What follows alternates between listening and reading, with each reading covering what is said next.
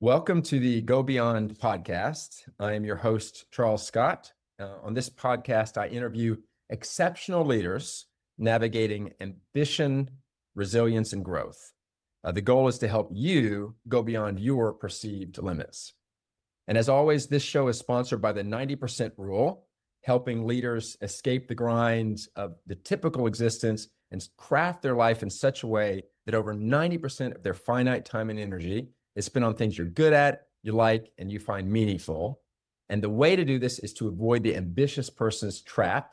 And the ambitious person's trap is when you trash your physical health and emotional health in pursuit of your professional goals. I don't like it. You don't need to do it. The antidote is the 90% rule. To find out more, go to executivementorcharlescott.com. That's my website.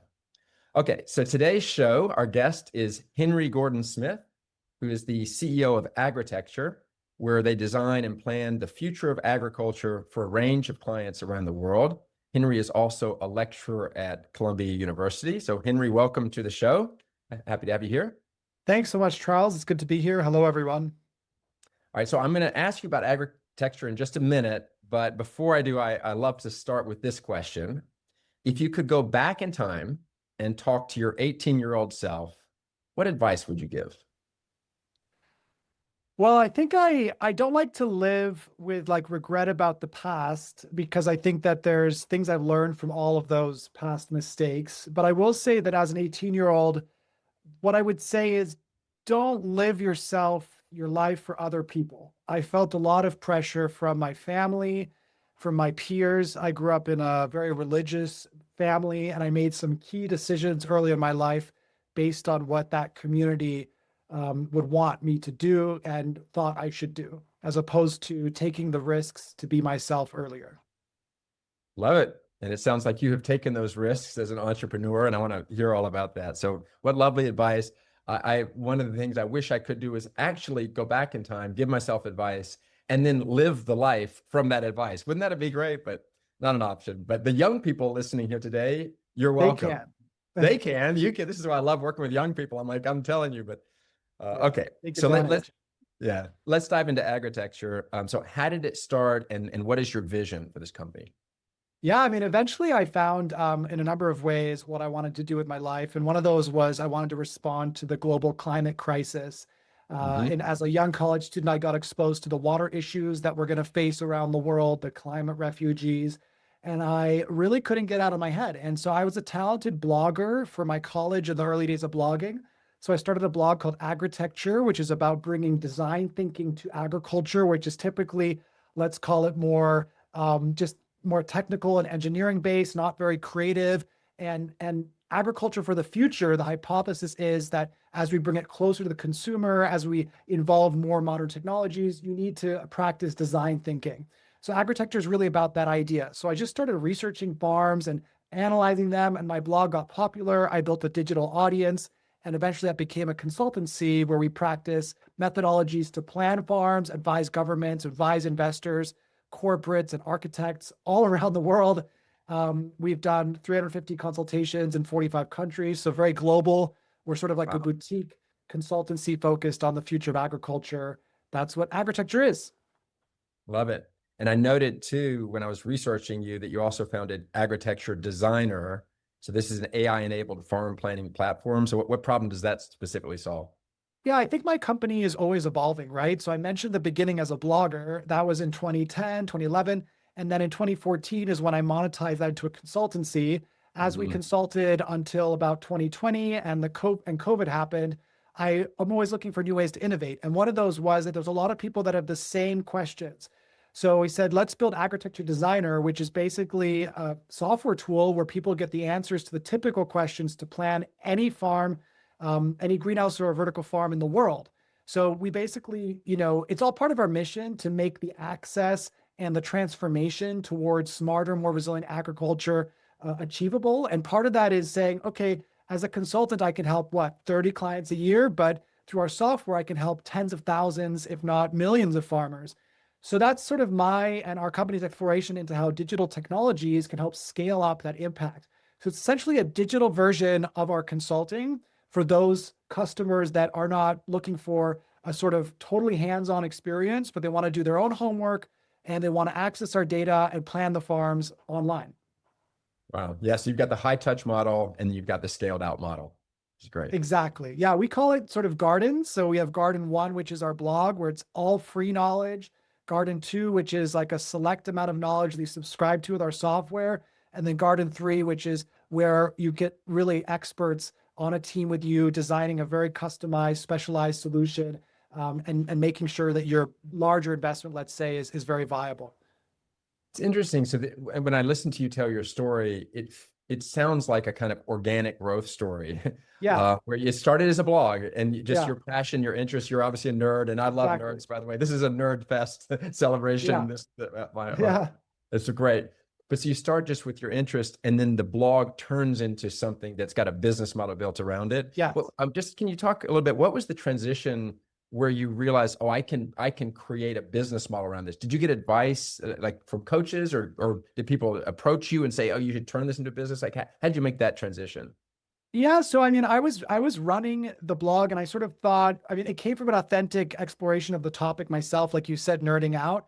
But then over time, I learned where there were gaps in the market. I started running some workshops that started creating like a methodology for planning these farms. I mean, honestly, the blog for me was a really authentic exploration, and maybe I thought it would help me give something in an interview that would get me an edge to get a job. That's Mm-hmm. maybe the most monetization I thought from it. Mm-hmm. But basically my reputation grew and people started contacting me, and I got a request from Deloitte Consulting, and they said, we have an unused building. We want to do a feasibility study for vertical farming, which was this very novel type of agriculture at the time. And they said, everybody's trying to sell us equipment. We just need the data to understand the business case and how it works. And that's when the light bulb went off in my head, where I realized in agriculture, there's not a lot of tech agnostic consultants.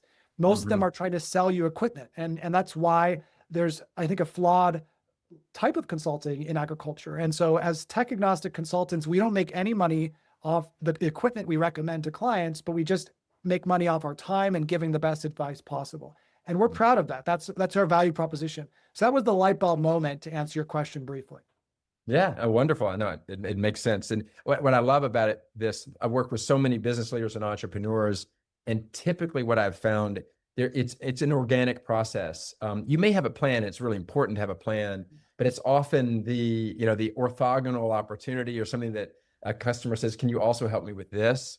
Yeah, That look for those. Yeah. Guy Raz has a wonderful podcast called "How I Built This."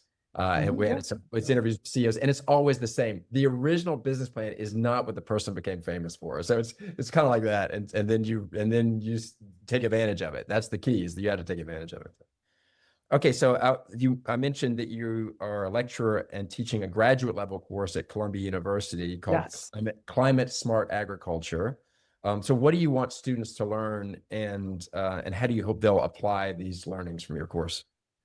Look, I fundamentally believe that we are grossly underprepared for the challenges in climate change, but in obviously agriculture, where I'm focused, whether that's the absolute conditions that we depend upon for food security, the habitat, the climate conditions, the water conditions, they're all at threat. And so this course really is about exploring that globally and giving students a reality check on that, and also going through the mechanisms to respond, whether that's technology, whether that's policy, whether that's finance, or whether that's even other things like social and equity, right? For example, we know that women are the majority of farmers in the world, and yet they have the least access to finance and land. And so the people who actually know what they need to do are not getting that power. So for the students, my objective is to help them embrace the fact that agriculture is such a huge, underdeveloped, underfinanced opportunity to make a difference in the world, and also a very critical one to get attention on.